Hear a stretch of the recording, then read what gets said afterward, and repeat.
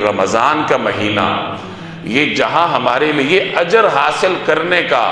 ایک انمول موسم ہے، سیزن ہے،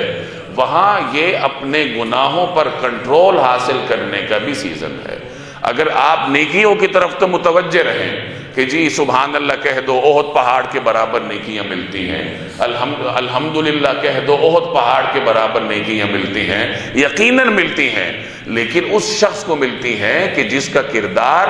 اس کی تسبیحات کی گواہی دے۔ زبان پر اگر سبحان اللہ ہے تو کردار بھی ویسا ہی ہو جیسے اللہ چاہتا ہے۔